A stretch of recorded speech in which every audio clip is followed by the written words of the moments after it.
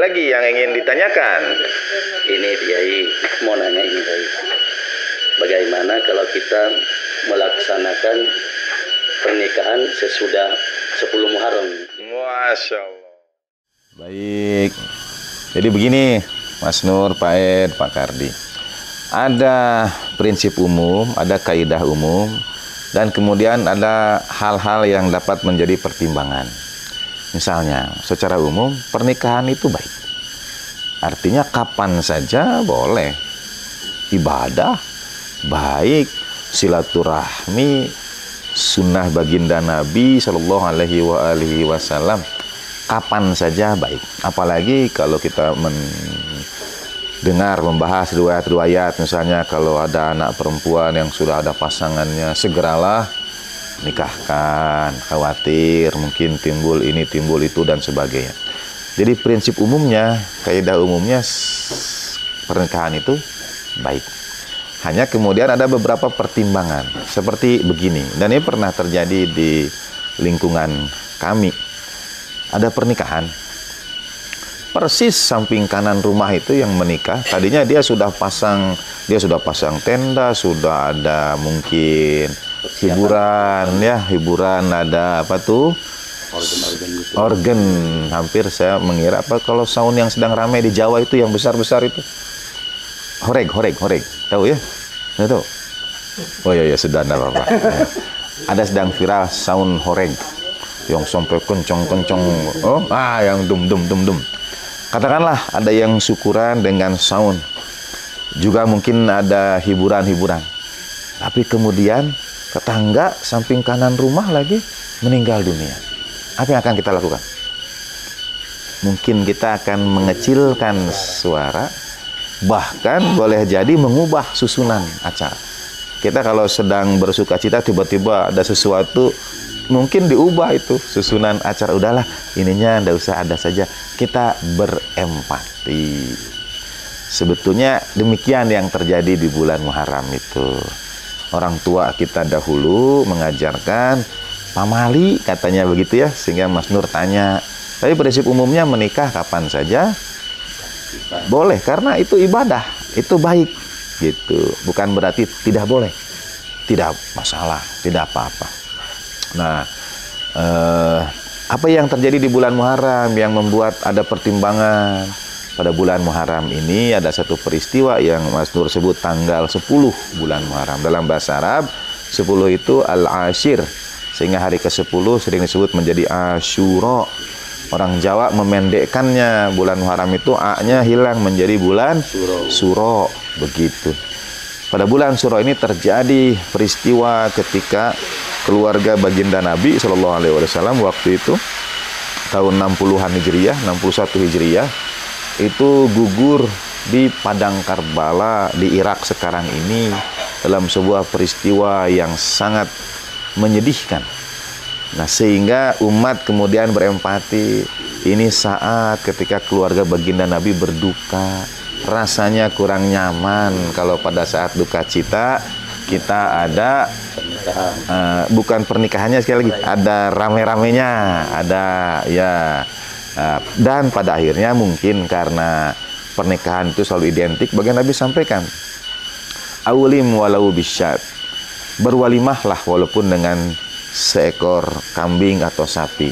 Saya berpendapat itu bukan hanya ajakan untuk syukuran, tapi walimahlah walaupun dengan seekor kambing itu adalah pengumuman kepada orang banyak. Sehingga dalam hal ini saya misalnya agak kurang sependapat dengan pernikahan yang siri, yang tidak terang-terangan.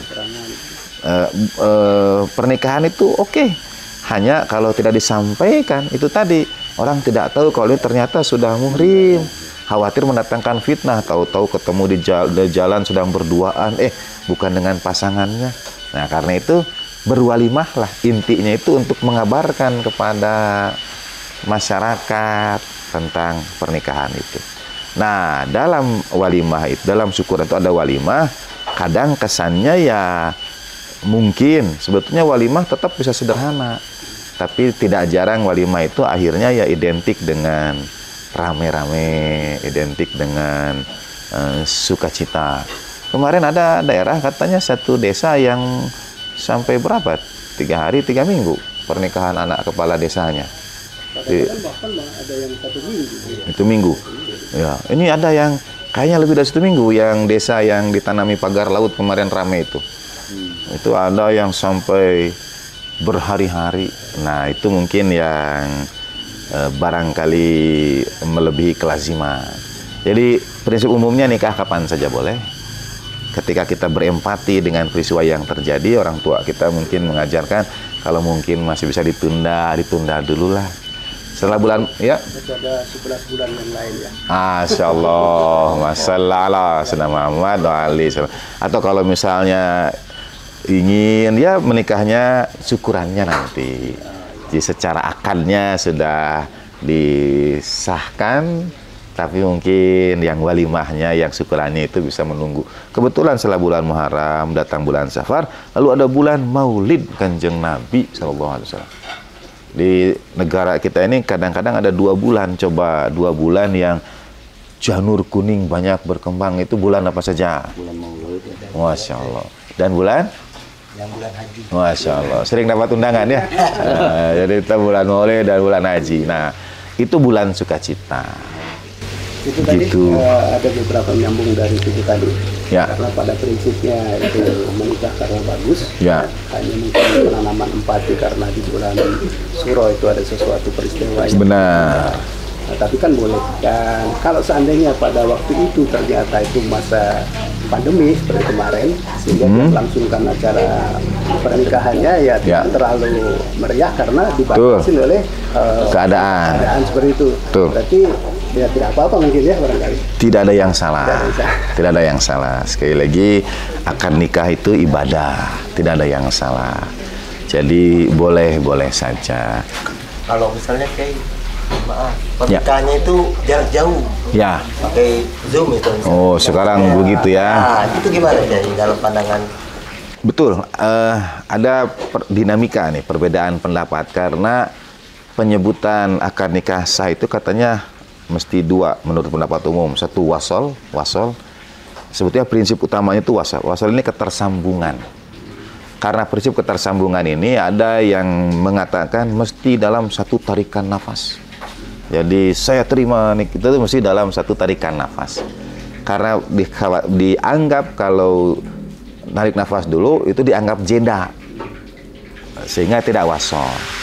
Sebetulnya menurut saya yang dimaksud wasol itu pada saat yang sama. Jadi ada jeda sedetik, 2 detik enggak apa-apa. Toh pada saat yang sama.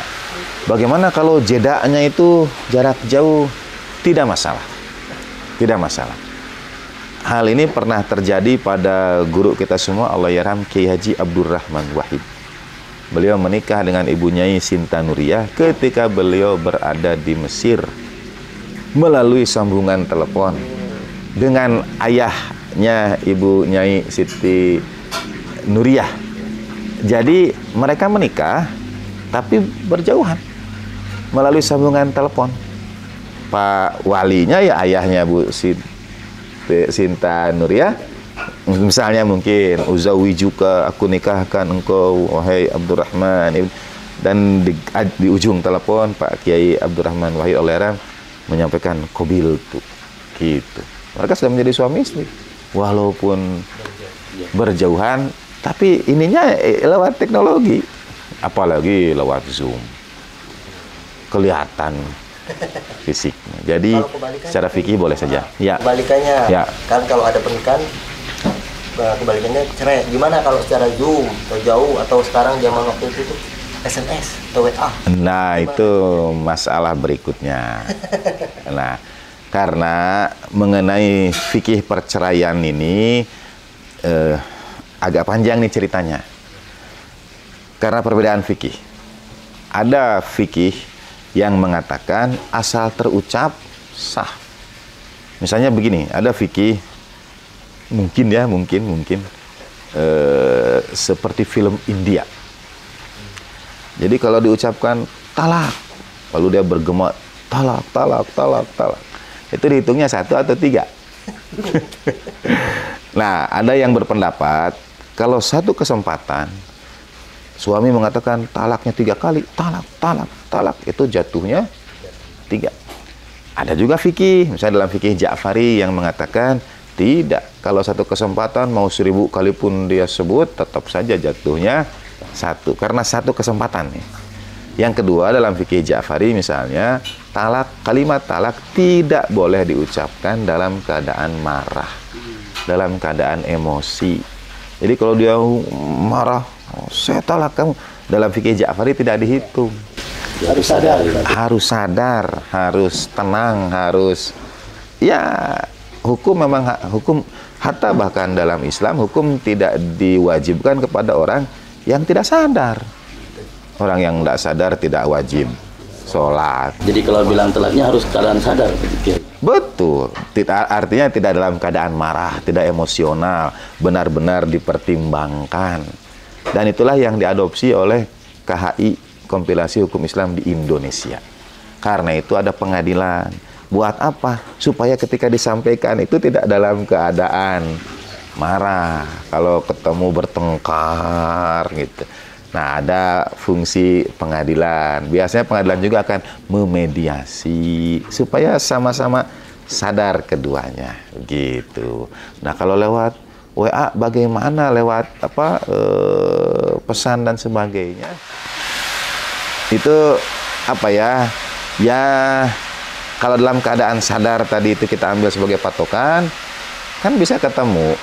Kalau tidak emosi, tidak marah, dari mana kita tahu menulis WA itu emosi atau tidak? Satu, kalau banyak huruf besarnya, banyak typo-nya, dan seterusnya. Oh, berarti ini emosi dan tidak sadar, misalnya begitu. Gitu, Pak Ed. Ya Kiai, ini saya punya pertanyaan Kiai. Sadar. Ya, sadar. Oh iya, sadar. Cuma riwayatnya ini nggak disebutkan, cuma bilang bahwa ini riwayat yang masyhur. Baik. Bahwa Rasulullah SAW itu menikahkan Siti Aisyah itu di saat berumur 6 tahun. Dan Menikah dengan setelah Siti Aisyah itu 9 tahun. Baik. Apakah itu ada riwayat yang lain? Masya Allah. Ini kok pertanyaannya berat-berat ini. Luar biasa ini Pak Edi, teman-teman.